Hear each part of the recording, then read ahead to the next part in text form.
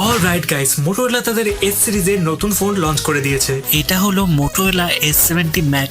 এটা মূলত একটা premium mid range smartphone. Premium বলছি কারণ এর মধ্যে আছে Snapdragon 8s Gen 5, 12GB LPDDR5X RAM, বিশাল 7100 mAh ব্যাটারি, আরো অনেক কিছু। তো চলো আর দেরি না করে একসাথে ভিডিওতে ঝাঁপিয়ে পড়ি। বক্সটা পুরো মোটোরোলার পরিচিত স্টাইলের। বক্সের মধ্যে থাকছে 90 watt turbo charger, type C to type C cable, SIM ejector tool আর কিছু ডকুমেন্টেশন। এবার ফোনটার ডিজাইন দেখাই। মোটোরোলা ফোনগুলোর ডিজাইন মোটামুটি এক ধরনের হলেও এখানে কয়েকটা ভালো পরিবর্তন আছে। প্রথমেই বলি, পুরো ফ্রেমটাই অ্যালুমিনিয়াম দিয়ে তৈরি আর ফ্রন্ট ও ব্যাক দুই দিকেই গোয়েলা গ্লাস 7i প্রোটেকশন দেওয়া হয়েছে। ব্যাক গ্লাসে আবার ম্যাট ফিনিশ আছে, তাই ফিঙ্গারপ্রিন্ট খুব একটা পড়ে না। ফোনটার থিকনেস 8.29 mm, এর মধ্যে আবার 7100 mAh এর মতো বিশাল ব্যাটারি রয়েছে, তাই এটাকে খুব স্লিম আশা করাও ঠিক না। হাতে ধরতে ভালোই লাগে। ডিউরেবিলিটির দিক থেকেও সেরকম কোনো অভিযোগ নেই। গোয়েলা গ্লাস 7i, IP68 ও IP69 রেটিং, সঙ্গে মিলিটারি গ্রেড সার্টিফিকেশন সবই আছে। এবার ডিসপ্লের কথা বলি। এখানে মোটোরোলা একটা দারুণ সিদ্ধান্ত নিয়েছে। এই ফোনে কোয়াড এইচডি রেজুলেশন ডিসপ্লে দিয়েছে। এই প্রাইস সেগমেন্টে এটা একটা বড় অ্যাডভান্টেজ, কারণ বেশিরভাগ ফোন এখনো 1.5K রেজুলেশন ব্যবহার করছে। এটা 6.8 ইঞ্চের অ্যামোলেড ফ্ল্যাট ডিসপ্লে, কোথাও কোনো কার্ভড স্ক্রিন নেই। একটা সময় মোটোরোলা প্রচুর কার্ভ ডিসপ্লে দিত, কিন্তু এখন ওরাও ফ্ল্যাট ডিসপ্লেতে চলে এসেছে। সত্যি বলতে এখন বেশিরভাগ ইউজারেরই ফ্ল্যাট ডিসপ্লে বেশি পছন্দ।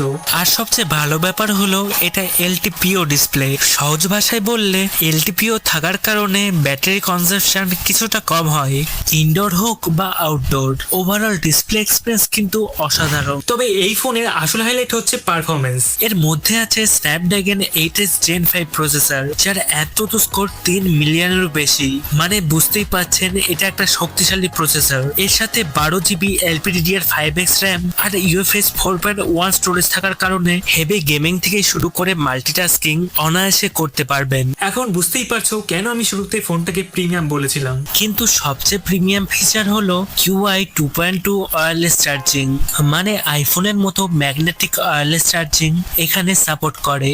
ফোনের পেছনে ম্যাগনেট আছে, কম্প্যাটেবল চার্জার লাগালেই ম্যাগনেটিক ভাবে অ্যাটাচ হয়ে ওয়্যারলেস চার্জিং শুরু হয়ে যাবে।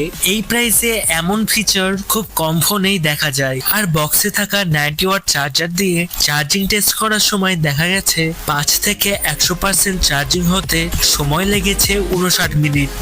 সফটওয়্যারের দিকে থাকছে অ্যান্ড্রয়েড 16 আর হ্যালো ইউআই। মোটোরোলা এখানে 3 বছরের অ্যান্ড্রয়েড আপডেট আর 5 বছরের সিকিউরিটি আপডেট দেওয়ার কথা বলেছে। সফটওয়্যার আগের থেকে স্মুথ হয়েছে, খুব বেশি থার্ড পার্টি অ্যাপসও নেই। এবার ক্যামেরার কথা বলি।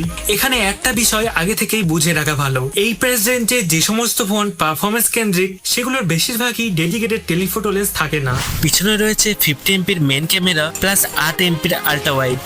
ফটো কোয়ালিটির কথা বললে ডে লাইট আর লো লাইট দুই জায়গাতেই ভালো ডিটেল পাচ্ছে।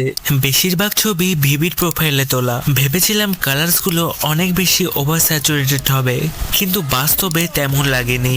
হ্যাঁ, কালার্স পাঞ্চি, তবে অনেকের কাছেই এই ধরনের ছবি বেশ আই ক্যাচি লাগে। হিউম্যান সাবজেক্টের ক্ষেত্রেও স্কিন টোন একটু বুস্টেড লাগে।